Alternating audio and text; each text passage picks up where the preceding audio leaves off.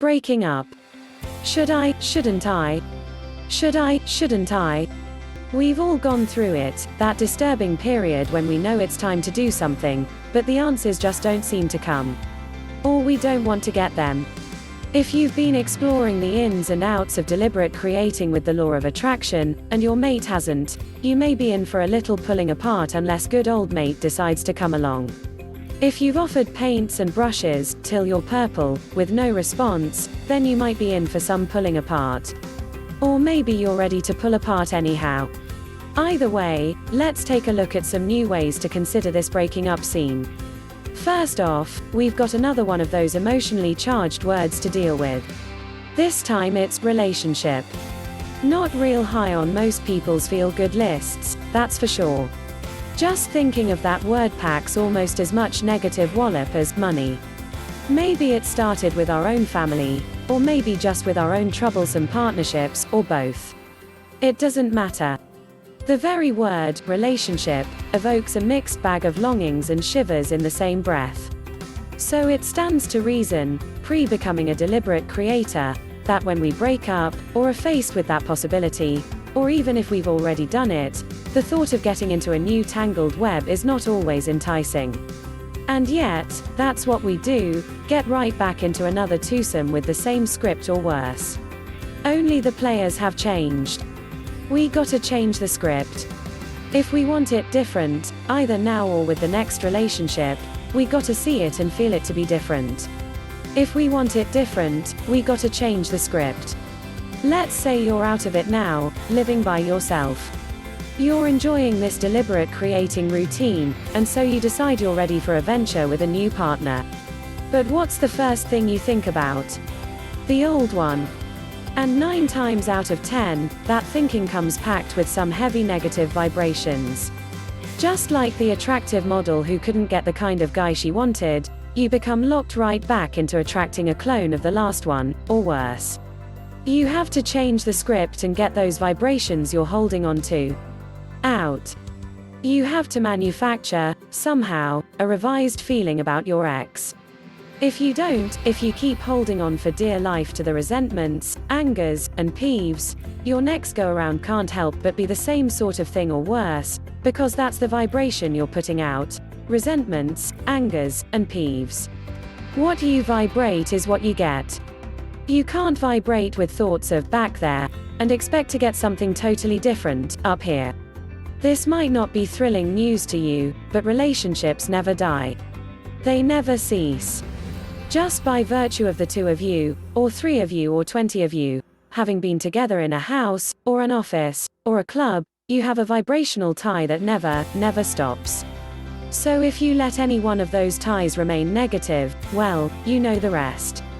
That vibration will be forever radiating out from you, looking for its match. Maybe you lived with a physical abuser, or maybe just a jerk.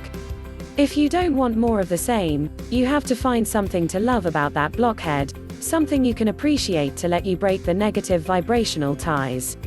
Otherwise, no matter how long you wait between partners, and no matter how much so-called healing you think you've done, you'll be pulling in the same junky things you didn't like about your ex, because you're still focused on him, grumbling over them, telling friends how glad you are to be rid of them, not to mention being mad at yourself for putting up with them for so long.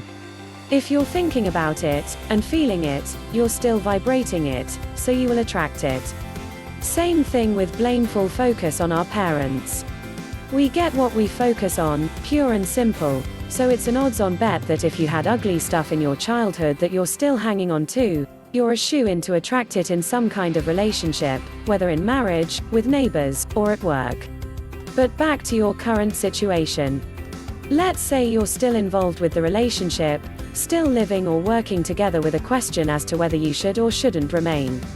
Now is the time to take your focus off the conditions, ask yourself what's been bothering you, and start getting those negative vibrations reversed. That may or may not make a difference in your present relationship, but it will definitely take your focus off the problem so you can get some answers, for you can only get answers, inspiration, ideas, etc., when you unhook your focus from the problem and move to a higher frequency. So love them, whether or not they were or are lovable. Appreciate them, no matter how justified you may be in sticking pins in their voodoo doll. Break the chain of negative attraction, then you can find your answers as to leaving or staying. And if you do leave, you won't be attracting a clone on the same old negative wavelength. Chain of pain. I had a long-time friend who would call every other month or so from several states away and dump all of her rather robust problems on me. Most of this was before I knew about getting sucked into, and pulled down with, someone else's negative vibrations. This routine went on for years, an unending diatribe of the same old problems growing bigger and bigger as time went on. At each phone call, I'd jump right in to join her in her negative feelings, thinking I was being so helpful. I'd empathize, commiserate, sympathize, until I'd feel so bad, I'd have to go outside for a walkabout in nature to get my balance back after hanging up. Without knowing it, not only was I fanning her negativity, but I was wrapping it tightly around me. It was awful, and I didn't know how to stop it, short of telling her not to call anymore, which I didn't have the heart to do. To make matters worse, even when I wasn't talking to her on the phone, I'd be envisioning her in her messes, surrounded by lack, a walking time bomb waiting to explode into another tangled predicament. When I finally got the picture of what I was doing vibrationally to both of us, I started sending different kinds of thoughts to her, seeing her in abundance, happiness, gaiety, etc., though frankly, it wasn't easy. But she didn't want out of her misery, and she surely didn't want anything to do with my paint and brushes. Finally, one day she called and read me the riot act for not going along with her thinking, calling me callous, heartless, self-centered, and a few more colorful jewels I won't bother to repeat. In a manner of speaking, she was probably right, since I was no longer willing to join in her chain of pain.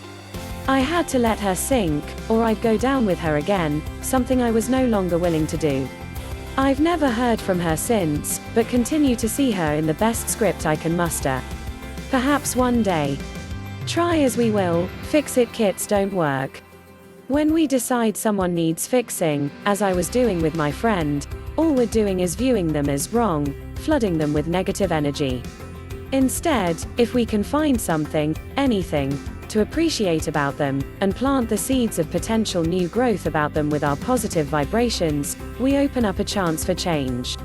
If you want to help someone out of their immediate suffering, sending a simple, "It's going to be all right," will usually quiet them down and give them an opportunity for a moment of feel good. As Pollyanna-ish as that might sound, it's a soother for them, and a respite for you. Now they're in a place to accept your paint and brushes, or not. If they choose not, so be it. But joining him, even in heartfelt compassion, will only compound the misery by magnifying the negative vibrations, theirs and yours. Every person on this planet has the guidance within to find their own way, if they so choose. But sometimes we have to let them sink if that's their choice, or we'll go down too, connected vibrationally in the chain of pain. Families and harmony. If someone in your family is driving you nuts, not only is your focus making it worse, it's affecting every other area of your life. A closed valve over a problem youngster is a closed valve to all of life. A closed valve over a mate is a closed valve to life. So, how can we get people under one roof going in somewhat the same direction, even if on different tracks? Here's what a close friend did with remarkable success. Without going into details, the teenage son was acting as the catalyst for everybody's ugly feelings. The whole family was being painfully torn apart with his drug-related antics. As Peg, his mother and my friend, started getting more and more into the law of attraction, she decided to see if everybody could amalgamate their individual intents into a more focused direction, rather than spraying them all over the place. They all had a hard time at first, because everybody was keeping their don't want focus on the sun, rather than on their own valve. Nonetheless, they started having family meetings to voice their wants. As might be expected, the first few go-arounds emerged as long lists of don't wants from everyone, particularly from the son. But after a while, quite a while, everybody was stating their positive wants openly and enthusiastically. The next step was to get into the whys. Home run. As soon as they did that, the true colors of desire began to fly. All anybody wanted was to feel better than they were currently feeling, so that became their joint intent. From there, miracles began to pop. For the first time ever, they all truly wanted to be together, to do things together, go places together. They wanted to feel like a family. It was working. Although the son's grades didn't exactly fly off the card, he turned around enough to stay in school, while both Mom and Pop stayed pretty much off his back. And, since both Mom and Pop were determined to keep their own valves open and see their son as a spirited, happy young man, they vibrationally merged with the son's underlying intent, so that the drugs eventually vanished without intervention. Peg and her family didn't sail off into the sunset, not by a long shot. They continued getting caught up in the old habits of needing conditions to change before they could be happy. But they were a committed lot and kept at their weekly family get-togethers to restate their intents and wants. Whenever circumstances got rough again with any one member, the others found they could maintain their own connectedness enough to help both themselves and the other guy until all were reconnected again to their source energy and back on their own open valve tracks. No matter what, no matter what. Like everything else, when we stop getting lost in the conditions and start dealing with our own valve, life takes on a new glow. If we would look for ways to appreciate and praise, rather than to criticize and blame, we can be the essential catalyst that helps tip the scales up to positive, attracting for everybody, including ourselves. Keep a watchful eye out for valve closing statements like, "I love you, but," or, "Why don't you ever?" Look instead for valve opening statements such as, "I don't know how it's going to turn out for you, but I know it's going to be fine. I never worry about you, I never worry about us, because I know whatever is in store will be good." If ever there was a time and place to work on positive aspects, family is it. And there's another plus to appreciating family folk. Once your valve is swinging open, it's swinging open to everything, not just family. You can be appreciating your mate of present or past, and your new job will happen. You can be a single parent appreciating your children, and your new mate will happen. You can be appreciating your home, and your problem kids will turn around. It's all energy, it's all vibration stemming from how you're feeling. So write your new script, don't worry about the whens or hows, give up noticing it hasn't happened yet. Get your eyes off the other guy's valve, and find ways to open yours. Before you know it, it won't matter what anyone else in your house or on the planet is doing, because you are no longer a responder. You are now an aware creator. Just open your own valve no matter what, no matter what, no matter what. The rest will take care of itself. Another guarantee. Chapter 10, Living the Body, Dying the Body. I hope I've made it quite clear by now that I'm not yet walking on water, manifesting gold coins in my hand, or maintaining half a dozen resort villas to which I flee in one of my 4 Lamborghinis when I tire of my servant-laden estates overlooking the Caribbean. Has my life changed since learning to direct my energy flow? Like an about face. Sure, I still have an ample supply of old beliefs that cause my teeter-tottering scales to tip toward negative focus, negative feelings, a closed valve, and bad moods, until I catch M and turn M around. Sometimes the process is fast and electrifying. Other times so slow it seems like lifetimes pass before I get myself talked out of a downer. There is, however, one area of my recent energy-flowing life that has been more of a joy to me than the freedom of money or any of the other betterments of well-being, and that is my body. When I was in my 40s, in the midst of my worst victimhood years, I had one lousy bad back. Sometimes I couldn't get out of bed for a week. Other times the spasms that grabbed me were so intensely painful, I'd let out screams that could be heard in the next state. Although I'd managed to scrunch into the car, I'd finally make it to work, only to stand or kneel all day at my desk, as sitting was far too painful. No sooner did I begin to get that mess under control with a stringent exercise routine, than I was off to visit 422.5 different doctors to find out why my heart was doing the rumba all day instead of a quiet 2-step. A holistic MD finally labeled it severe hypoglycemia, low blood sugar, probably brought on by stress. A slight understatement. I was not in good shape emotionally, physically, mentally, or spiritually. I had already put well over 2 decades of Alcoholics Anonymous under my belt, but nothing was working except that I was sober. I couldn't have found a spiritual direction if my life depended on it, which, at that point, it did. I was in big trouble. Then it was joints that didn't want to move, excess weight, lack of energy, poor eyesight, bad teeth, and hair going bye-bye. All sure signs of what? Normal aging? No, all sure signs of a life being lived with a valve more closed than open. A life being lived more disconnected from my source energy than connected. A life projecting far more negative vibrations than positive. Which is all that aging is anyhow. But why had I shut down so? Where was all the negativity coming from that had become so destructive to my body? I wasn't a nasty ogre or a cruel, wicked person wearing my negativity on my sleeve. Actually, I had grown up as an ordinary kid from an ordinary upper-middle-class dysfunctional family. I had done all the right things, gone to the right colleges, worn the right clothes, held the right jobs, and lived in the right places, all with an unfailing pleasantness to my demeanor and properly timed smiles on my face. Yet that underlying tone of normal negativity was my constant companion, and the older I got, the more it blossomed. Sometimes I had fun.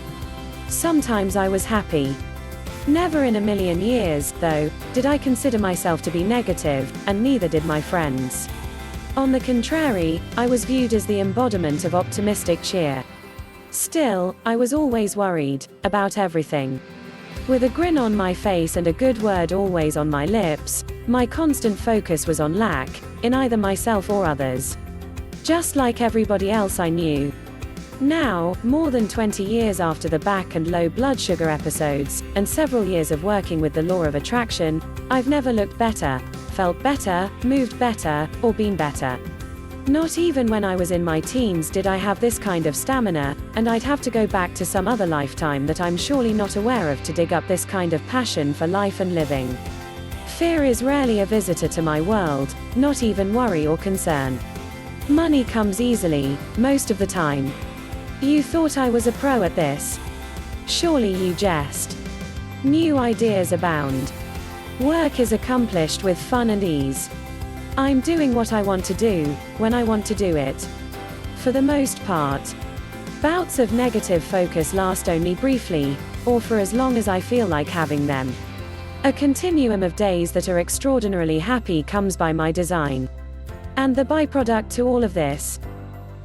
My astoundingly good health. Our crucial lifeline.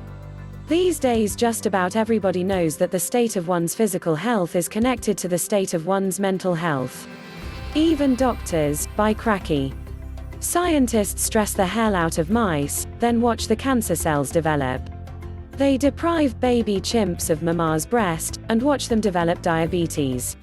The whole scientific, medical community knows all too well there's some kind of link between body and mind, they're just not sure what it is, yet. Won't they be surprised when they find out it's nothing but our own energy? I can see the cartoon now, 2 doctors standing opposite each other over an opened-up patient on the operating table. One says to the other, "I've got the tumor out, but where's that damn valve we're supposed to open?" Illness in any form is nothing more than our negative energies choking off so much of our life flow. Those higher frequencies that are our natural state, that cellular damage results.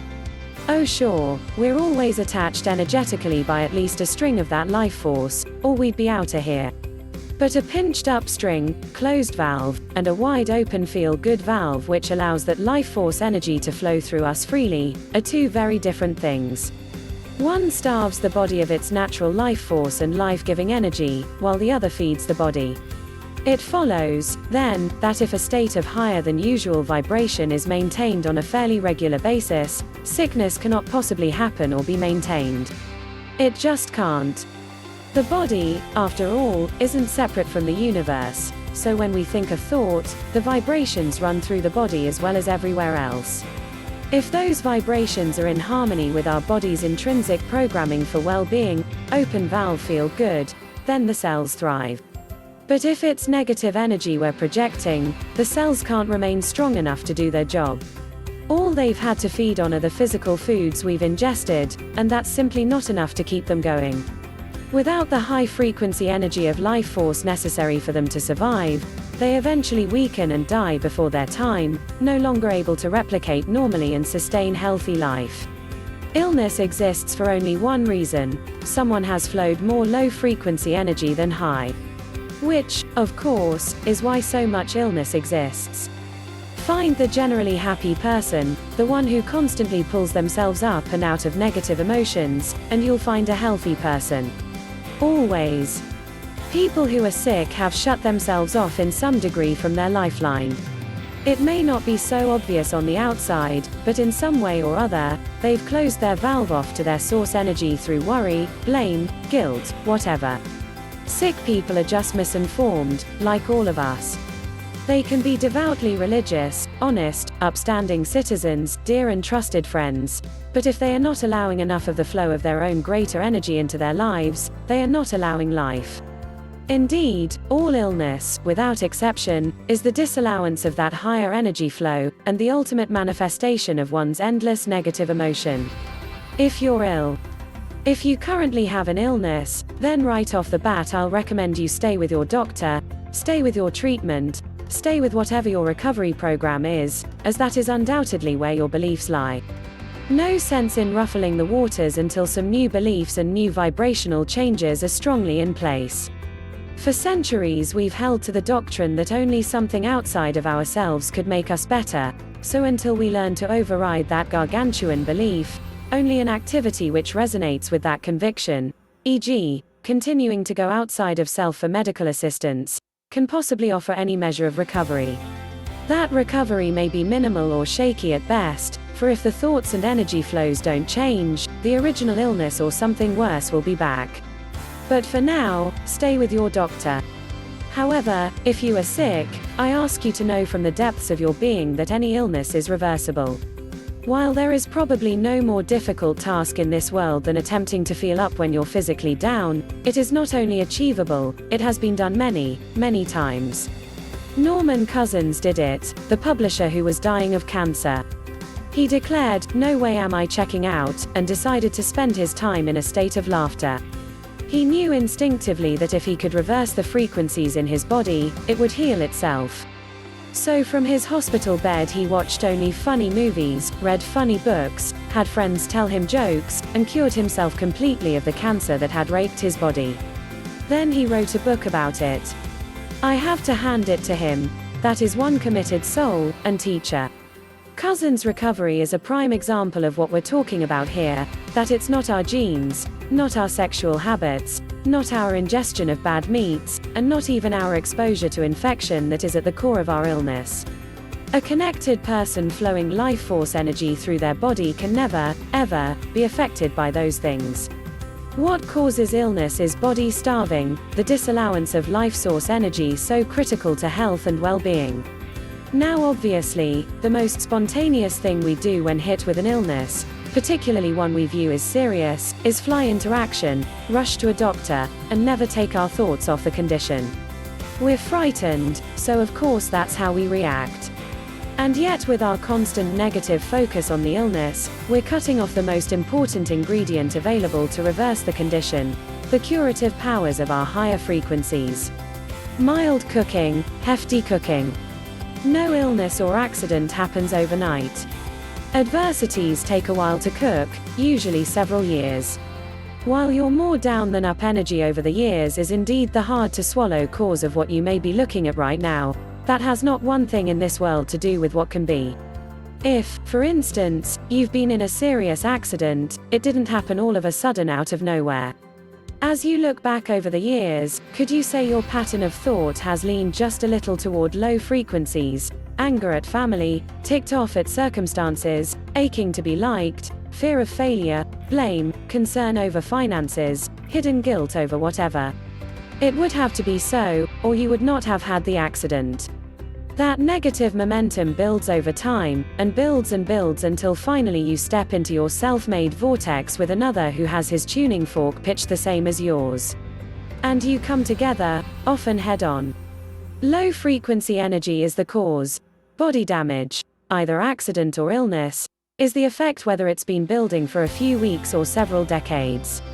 And then there's the matter of intensity. Mild, lukewarm negativity over a period of years is still negative vibration, and your body responds in kind with a mild, lukewarm problem. By the same token, a hefty negative flowing of your energy over the years, or months, will yield a hefty illness or a good-sized accident. But whatever the physical problem may be, it is nothing more than the result of vibrational abuse to the body, a result which can be undone far more rapidly than it took to create. Fooling the grown-up. To turn an illness around, once again we go for trickery, looking for ways to trick the mind into creating the high vibrations required for the cells to begin their process of regeneration. This is not a cure-all. Nothing is, for only a change in energy across the board will bring that transformation about. This is a beginning, and one that can work wonders. This trickery is much like writing a new script, but with some important twists added to unhinge a veritable storehouse of rusted old beliefs. We're going to play a little kid's game called Let's Pretend, and I promise, if you will dive into this wholeheartedly and play the game full throttle, your valve will open. Okay, here's part 1. Let's pretend, part 1, what if? First, get the jump start smile on your face, then move into a buzz from that gentle inner smile. When you've got that going, reach back in time to the little kid in you, because the game we're going to play is the game of what if. What would I do if? Where would I go if? How would I play if? If what? If you were healthy as a horse. If you were young, and strikingly good looking. If you were the frisky, frolicsome youngster you used to be or always wanted to be. If you had 3 wishes and could do anything you wanted to do, and have anything you wanted to have. Get into it and live it as much as you can until the feelings of fun and excitement flood through you.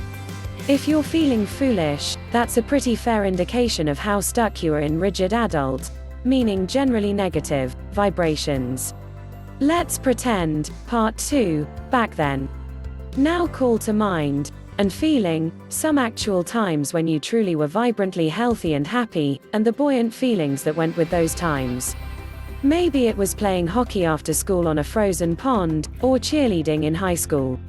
Maybe it was meandering along a lazy summer stream picking watercress, or bobsledding with friends down the back 9 of the golf course, or hayriding with your first love under a harvest moon. Whatever it was, find your times and go back to the happy feelings that went with them. Let's pretend, part 3, blending together. And now, put both together. Bounce back and forth between the 2 feelings, gradually merging your what ifs and your back thens into one feeling tone. Let them flow together in a symphony of happy vibrations until the sunny feelings of back then overlay onto the desired outcomes of what if. They become one feeling, one happiness, one joyful remembrance. Most important, they are now one outcome. You can't look at how much you don't want your illness, and expect to open your valve to well-being at the same time, any more than you can look at not having enough money and feel good about it. It's got to be one or the other, open valve or closed. Feel good and allow the life force to flow through you to wellness, or be scared stiff, cut off the life flow, and perpetuate the illness. Cancer has never been the cause of death to the body, but cutting off the life force through fear, anger, blame, or any other negative vibration will do it every time.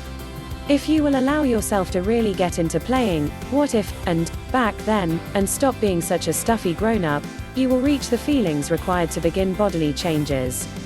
The moment you do, the moment you feel yourself as healthy as you used to be or want to be, and can feel it throughout the depths of your being, you launch a whole new creation of you out into time that now exists in a vortex of thought as surely as a tree stands in the forest.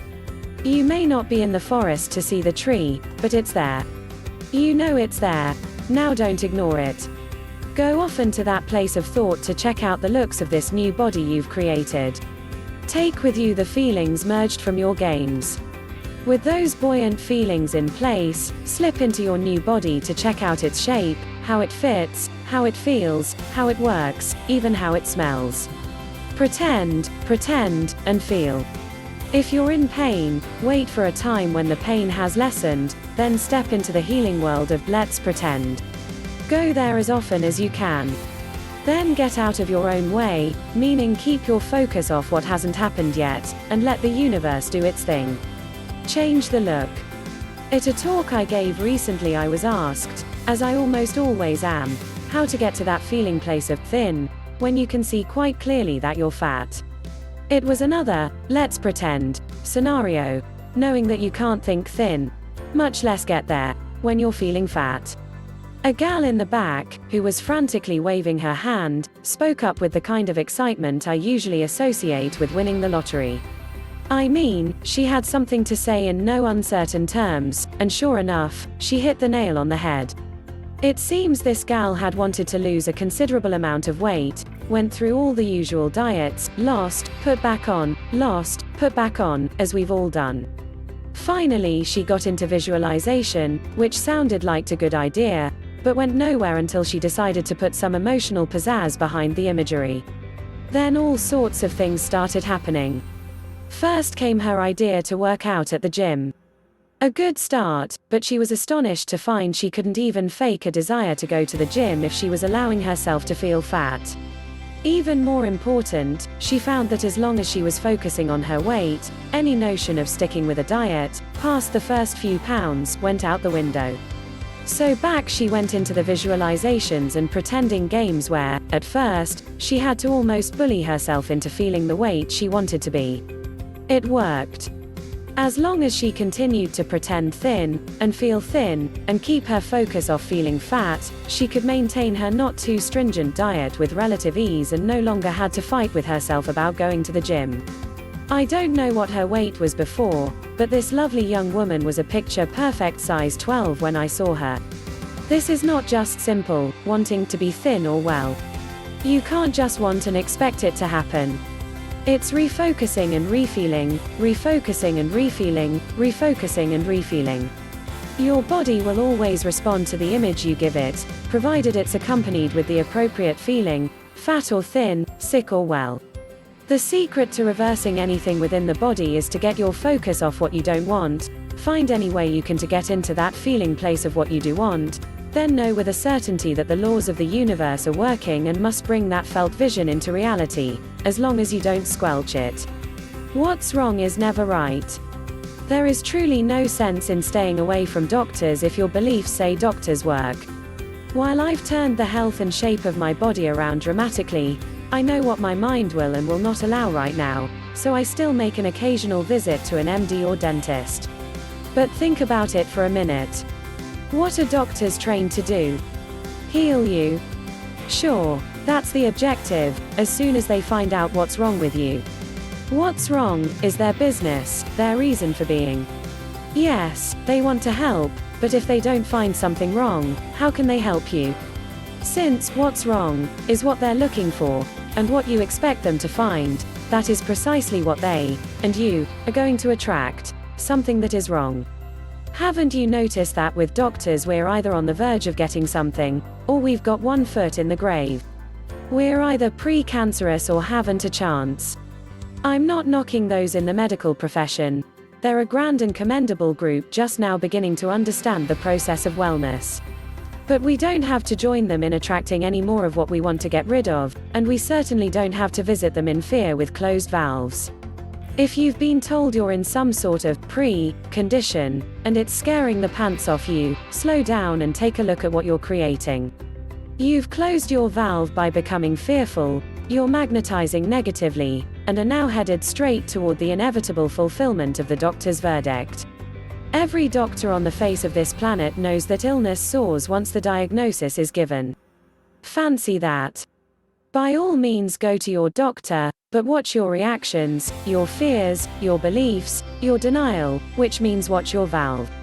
Set the so-called incurable rate aside, along with any other gruesome statistics about the disease. This way you can employ your doctor as a means to the end you desire, rather than as a cause for any further fear. Death is a joke. We've been talking a lot about the pure positive energy that creates worlds, the energy to which we are always connected but rarely open. Since our body is an extension of that primal force of life, why do we die? Let's say you're an actor. You get on stage, put on a costume, and experience the fun of being a character in the play. When you're done, you put the costume and character aside, but you're still you. Same thing with your expanded self. It's here playing around in a body, yours, for the sheer experience of it all, for the learning, for the fun. When it tires of this, it will do something else, but it won't go out like a candle. It can't, it's pure energy, and you can't snuff out energy. But even though energy can't be squelched, our negative vibrations most surely can squelch physical cells, a practice we seem to sanction with an appalling vitality. Focus with fear on a condition in the body we don't want, and our link to the greater energy we truly are becomes so drastically diminished, so constrained, the cells begin to shrivel from lack of life energy. The body is then reduced to bare survival conditions, ultimately dying from the relentless suffocation of its cells. But only the body dies, not the life force you are. In that state of suffocation, the poor cells, which must have a constant supply of life force, are now compelled to respond differently to the negative vibrations seething throughout the body. Since their own well-being has been compromised through lack of that critical energy, they have no alternative but to allow dis-ease to take over. If disallowance of the life force continues, the cells can no longer reproduce themselves. At that point, they cease their physical existence and simply recycle back into the pure positive energy of well-being from which they came. So do you. We call it death, but the only thing that ceases to exist is your physical form, not you. Scientists already know that the body can live far longer than it does now, like centuries. Yet these incredible instruments we take for granted aren't going to keep running without gas. So if someone is no longer excited about their life, and the energy stops flowing through them, what we call death is the result. But only to the body, not to you. It's not the tainted smoke from the cigarettes that kills you. It's the disallowance of life through the lifeline. It's not the heart attack that kills you. It's the disallowance of life that caused the attack in the first place. Let that life force pour steadily and freely through you, unrestrained and unrestricted, and you could drink cyanide every day for breakfast without even getting the hiccups. So isn't it interesting that the biggest fear we continue to vibrate, and then stuff away to vibrate even stronger, is the fear we have of death? Fearing death is a deplorable learned response we picked up long ago from a bunch of power-hungry fanatics, religious and otherwise, who wanted to play the game of let's control the masses. And they did, brilliantly. Get a bunch of people to fear something like death, and you've got them right where you want them, under your oppressive thumb. That's how all the stupid rumors about devils and evil and hell and some big judge in the sky got started, by using fear as a mechanism of control. But since energy can't die, and all of us are most assuredly energy-based, fearing death is nothing but a monumental waste of time that evokes nothing but more negative energy. The sad thing is, we've been so cleverly taught to fear death, we've totally forgotten how to live. However, if you do decide to change costumes, what happens is nothing more than a withdrawal from being physical, a disconnection from the body. That you are never quits. That part of you is forever and ever connected to eternal conscious awareness, you. So what we erroneously call death is just a shift of focus, a bipping from one frequency to another. Will you ever be John Doe again? No, and would you want to be? But you don't cease to exist. You can't.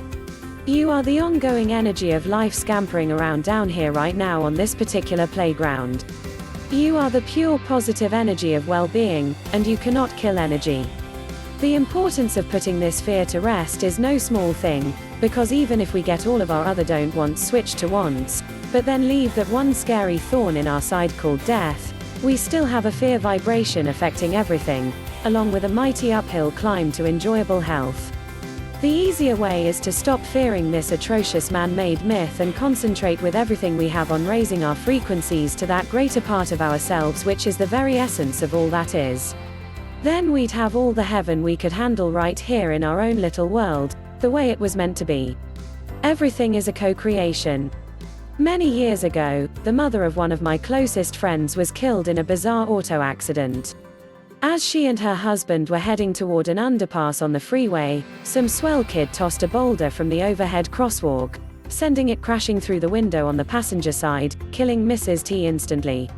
Seems like one of those awful coincidences, doesn't it? Rotten luck. Bad roll of the dice. No, none of the above. It was a co-creation. First of all, had either Mrs. T or her husband been more plugged into their guidance, they would have taken another route, gone later, or skipped the ride altogether. But secondly, and more importantly, this was not an instant happening of the moment. Like any accident, or illness, or calamity, it had been a long time cooking vibrationally. Mrs. T had been operating with a closed valve for many years, smiling sweetly and chatting pleasantly while being deeply resentful of life's dealings.